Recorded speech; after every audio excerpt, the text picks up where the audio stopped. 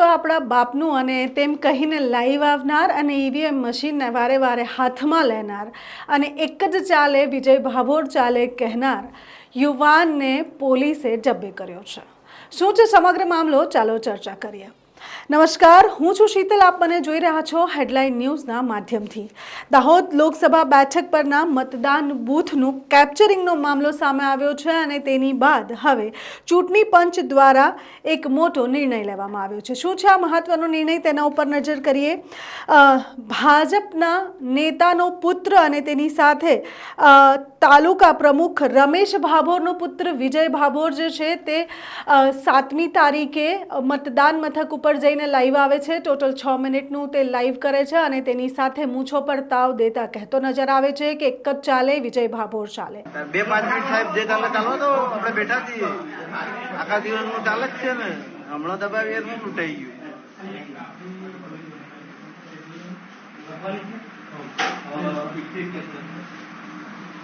ચાલવા તો આવી રીતના ના ચાલે ભાઈ, બીજેપી જ ચાલે।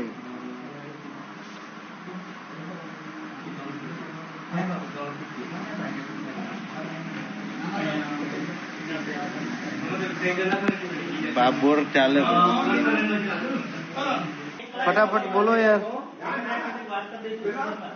અરે ભાઈ દુફા ફાયર જ હોય મારા ભાઈ નું જ ચાલે। બીજે ભાભોર એટલે વાત ખલાસ, એક જ ચાલે ભાભોર।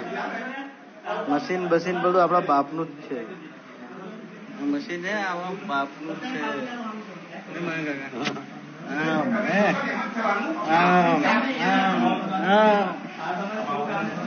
એક જ ચાલે। ફટાફટ દબાવો છો કપા બોલો દબાવું જ છું, દબાવો।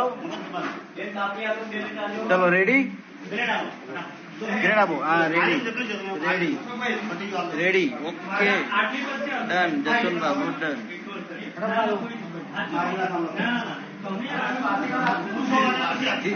કોઈનું ના કામ લાગે ભાઈ, એક જ ચાલે વિજય બાબુ। એટલે હું દબાવું છું ને, તમે ટેન્શન નું કામ કરો છો। દબાવવાનું જ તો આપણે દબાઈએ, કોઈનું ના ચાલે, એક જ ચાલે વિજય બાબુ ચાલે। એટલે યાર પટાવો ને યાર, ટાઈમ વેસ્ટ મત કરો। કહો યાર, બાકી હું આ મશીન લઈને જતો રહી ઘેરે હમણાં। એટલે તમે તય કરો ને, તે દબાઈ દે, આ બધું દબાઈ જાય, તમારે ટેન્શન નહીં કરવાનું। હા દબાઈ દીધું મેં, દબાઈ દીધું, સમજો પતી ગઈ વાત। મેં એકલા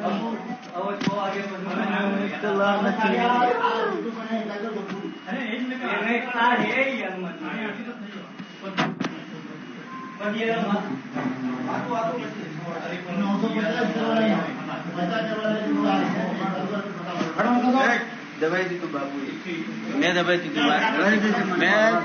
દીધું, તમારા માથે મેં દબાવ્યું ને, આવી ગયો જસવંત બાબુ। ચલો તમારે લાલુ બહાર ના, લાલુ બહાર નહીં જાય, લાલુ અહીં જ રહેશે।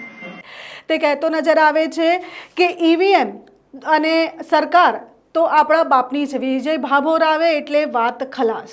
એ આ રીતે વાત કરતો નજર આવ્યો। તેની સાથે સાથે તે આખા મતદાન મથકમાં લાઈવ થતો હતો। તેની સાથે એની આ હરકતથી ટોટલ 6 લોકોને સસ્પેન્ડ કરવામાં આવ્યા છે।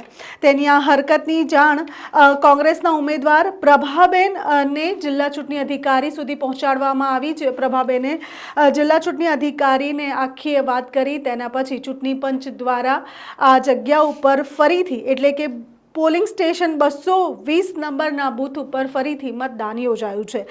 એટલે કે 11મી મેના રોજ સંતરામપુરના પ્રથમપુરના મતદાન મથક ઉપર 220 નંબર પોલિંગ સ્ટેશન ઉપર ફરીથી મતદાન થવાનું છે। બૂથ કેપ્ચરિંગનો મામલો જ્યારથી સામે આવ્યો ત્યારથી હવે તરાતરાની વાતો થઈ રહી છે અને ભાજપની સંડોવણી ઈવીએમ મશીનોમાં હોવાની પણ વાત અત્યારે વહેતી થઈ રહી છે। વિજય ભાભોરના લાઈવ આવવાથી લોકોમાં આક્રોશ જણાઈ આવે છે અને હવે તેની એક ભૂલના લીધે આ સમગ્ર એરિયાના જે લોકો છે, સમગ્ર વિસ્તારના જે લોકો છે, તેઓએ ફરીથી 11મી તારીખે રીપોલિંગ માટે જવાનું રહેશે।